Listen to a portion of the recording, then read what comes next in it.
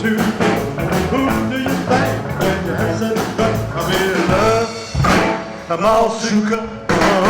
You know, like a lot of people like to say that, you know, Alfie's been saying a lot of racist comments or he's been degrading a lot of communities, which is not true. I don't believe none of that. I believe that he's doing what he's speaking his mind, just like I'm here, he's speaking my mind. You know, I'm a migrant myself. I support Donald Trump. I support what Alfie's saying, and I support free speech. That's right. Freedom of speech. You can disagree, that's okay. We have a right to our opinion. Good for you. That's right, that's right. But we're here to support Riley, especially the migrant community, the Haitian community, the black community is out here to support him because he's been the only one out of the Southwest Florida community supporting us, giving us free food, helping our community in Immokalee. Other stores, other farms don't want to do that to us. They don't want to help us at all. What do you think about these people protesting against what Alfie said? If you protest, do it properly. That's what your freedom was for. Who is this little guy? This is Sassy May. She's my service miniature horse. How long has he been with you? She was born on my birthday, May 27th, a year ago. And been with me since. What are you doing here today? Letting everybody know that I want to be a nom and pop for everybody's rights, not just a handful. And I got news for you. In God's eyes, all lives matter. There ain't no color code.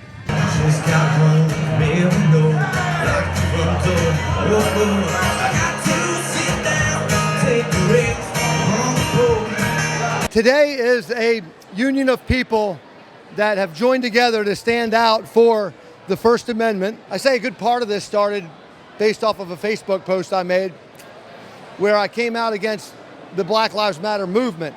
And I want to be clear about what I came out against. I certainly did not come out against Black Lives. I came out against the Black Lives Matter movement, which is very different. I love all Black lives and I love all lives. But the Black Lives Matter movement is one that is such that is not bringing us together as Americans in unity and harmony and love. And I believe that the Black Lives Matter movement is funded by specific people for a specific reason at this specific time for reasons that are not to unite us all. And the hoax part that I was talking about is that there's actually some young people that feel as if this movement is to unite us. But when we look at the results of it, I'm a businessman. So I always look at how things are functioning or performing by the results.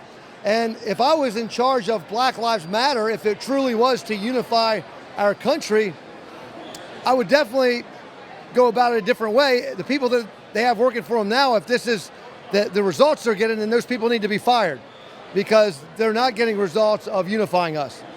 So I hope that maybe the Black Lives Matter will listen to this platform and take the notion that if we want to really create a movement of unity like they're suggesting that they stand for, then let's make it of one of love and unity and not of hatred and not of divisiveness.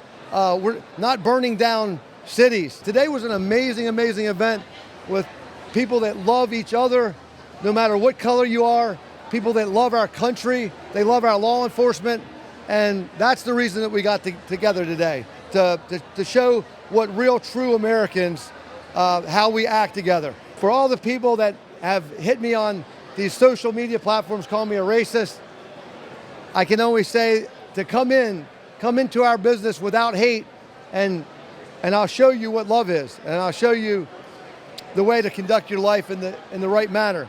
And I've always been a good leader of our company. I've came from the roadside with one employee that still works for me when I was 15 until this platform by loving people, by loving all people, but by also holding people accountable and judging people by the content of their character, not by the color of their skin. We have every different ethnicity working for us. And every person in this company climbs up the ladder by what they bring to the table and by the content of their character. And I'm just asking that we do that same thing here and that we protect with all our might, all of our amendments, all of our civil liberties that we've been given, because that's what made America come from a poor country several hundred years ago into the shining beacon of the world, was because of this amazing instrument that gave us these civil liberties. And the people that don't recognize that certainly haven't studied history. Every day of my life, even in the worst days when they say they're going to shut down my business, when I lost $10 million in the hurricane, I loved every single day. I love this country. I love what it's provided for me. I grew up on a family that was on government assistance. We had no money, and I grew up in the Lee County school system. That's actually the ones that are kicking us out. My second grade teacher, Miss Taylor, was an African American woman that is one of the two teachers that were instrumental in making me into the person that I am. Another teacher, Mr. Lee Worst, that was my 10th grade teacher, and then ultimately my 12th grade dual enrollment, that he said he would get me a scholarship so that I wouldn't continue to sell produce on the roadside. He didn't think that there was a future in it for me. And he comes down here and eats with me still. He's been out of school for 30 some odd years now, and he comes and eats, and he thanks God that I didn't take the scholarship and go get brainwashed by the college there. So,